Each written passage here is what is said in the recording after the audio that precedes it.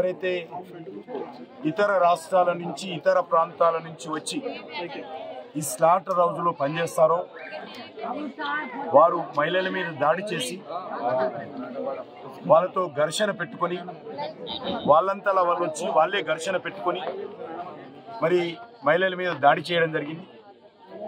మహిళలు ఎవరు కూడా వాళ్ళ దగ్గరికి పోలే. వీళ్ళు భజన చేసుకుంటున్నా, వీళ్ళు పూజ చేసుకుంటున్నా, వీళ్ళు ఆడుకుంటున్నటువంటి హోలీ సంబరాల మధ్యకు ఆ యొక్క గూండాలు వచ్చి వీళ్ళ మీద ఇష్టారాజ్యంగా మాటలతో చెప్పలేని విధంగా వాళ్ళని దుర్భాషలాడుతూ రాళ్లతో కొట్టినటువంటి సంఘటనలు, అనేక మంది మహిళలు గాయపడిన విషయము నేను కళ్ళారా చూశాను. ఇప్పుడు అనేక మందికి దెబ్బలు తాకాయి. కానీ నిన్నటి నుంచి ఇప్పటి వరకు 24 గంటలు దాటిపోయింది. కేసులు కూడా మరి మామూలు కేసులు పెట్టడం జరిగింది.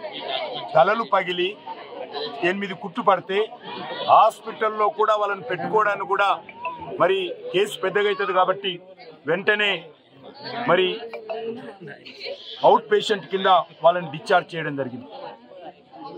అదేవిధంగా ఈరోజు 24 గంటలైనా ఏ ఒక్కరిని కూడా ఇంతవరకు అరెస్ట్ చేయలేదు. ఎందుకు అరెస్ట్ చేయలేదంటే మేము దర్యాప్తు చేస్తూ ఉన్నాము, వాళ్ళ అభిప్రాయాలు తీసుకుంటూనే ఉన్నారు. కళ్ళ ముందు కనిపిస్తూ ఉంది. దెబ్బలు తాకినటువంటి వ్యక్తులు హాస్పిటల్లో ఉన్నారు. యుద్ధ ప్రాతిపదికమైన రాత్రి అరెస్ట్ చేయాల్సినటువంటి బాధ్యత పోలీసుల మీద ఉన్నది. ఒక దిక్కు ఎలక్షన్ కోడ్ ఉన్నది.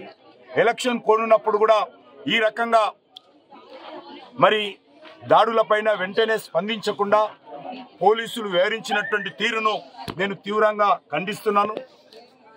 ఇది ఏమాత్రం మంచిది కాదు. వాళ్ళు అనుకుంటున్నారేమో ఇక్కడ ముఖ్యమంత్రి ఉన్నాడు, ఇక్కడ రాజకీయ పార్టీలు ఉన్నాయి, ఇక్కడ మజ్లిస్ పార్టీ ఉంది. ఈరోజు ఎలక్షన్ కోడ్ ఉన్నప్పుడు పోలీసులు చట్ట పరిధిలో న్యాయ పరిధిలో పనిచేయాలి తప్ప ఎవరికి లొంగి పనిచేసినట్లయితే ఖచ్చితంగా దీని మీద ప్రజలు స్పందించాల్సి వస్తుంది.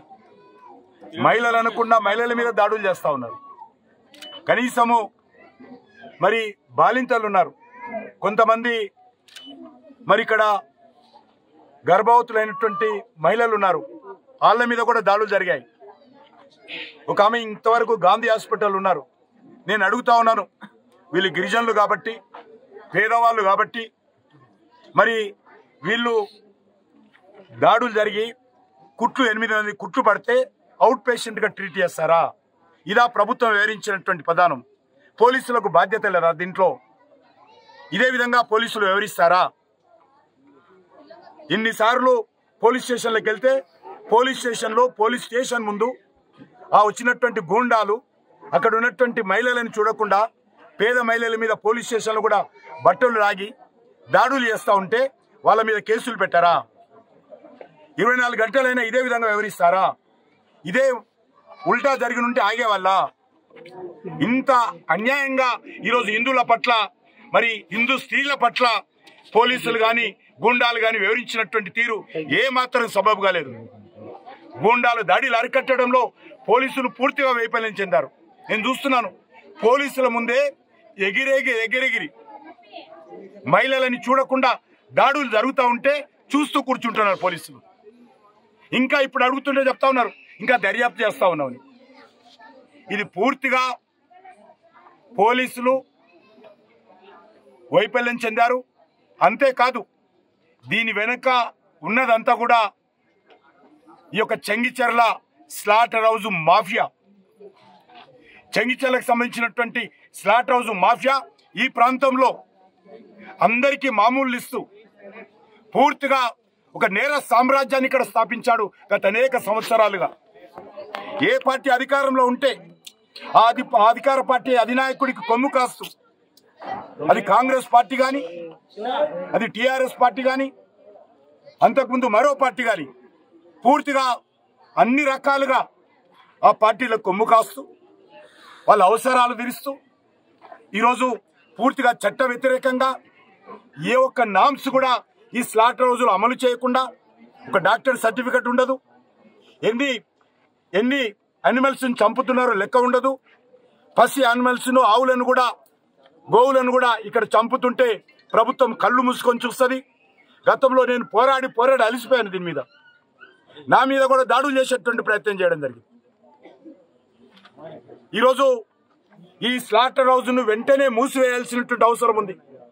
మాఫియా పాల్పడుతున్నటువంటి స్లాటర్ హౌస్ వీళ్ళందరూ కూడా మామూలు తీసుకుంటారు. వాళ్ళ దగ్గర నెలవారీ వస్తువులు వస్తాయి కాబట్టి వీళ్ళందరూ కూడా స్లాటర్ హౌస్ కొమ్ము కాసేటువంటి ప్రయత్నం చేస్తూ ఉన్నారు.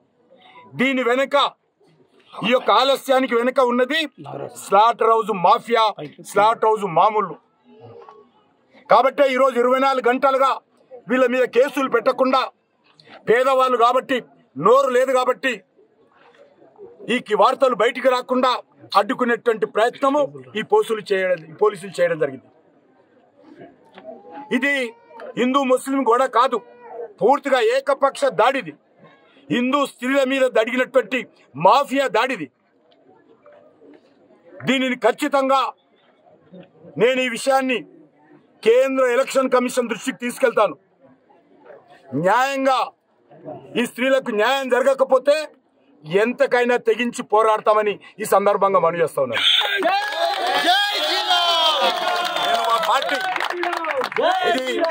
ఇది రాజకీయ పార్టీలకు సంబంధం లేకపోయినా కూడా ఈ రకంగా ఏ స్త్రీల మీద దాడి జరిగినా మేము వస్తాం. అది హిందూ స్త్రీలు కానీ ఇంకో స్త్రీలు కానీ. ఇది ఒక స్త్రీల మీద జరిగినటువంటి దాడి. మొన్ననే మన మహిళా అంతర్జాతీయ దినోత్సవం జరుపుకుంటున్నాం. ఓ దిక్కు మేము బస్సులలో ఉచిత రవాణా ఇస్తున్నామని చెప్పి ప్రకటించుకుంటున్నటువంటి ప్రగల్భాలు పలుకుతున్నటువంటి ప్రభుత్వము హైదరాబాద్ నగరంలో మహిళల మీద పేద మహిళల మీద దాడులు జరుగుతూ ఉంటే పోలీసులు ఇంత నిర్లక్ష్యం, పేద మహిళల మీద దాడులు జరుగుతూ ఉంటే ఈ ప్రభుత్వం ఇంత వివక్షత.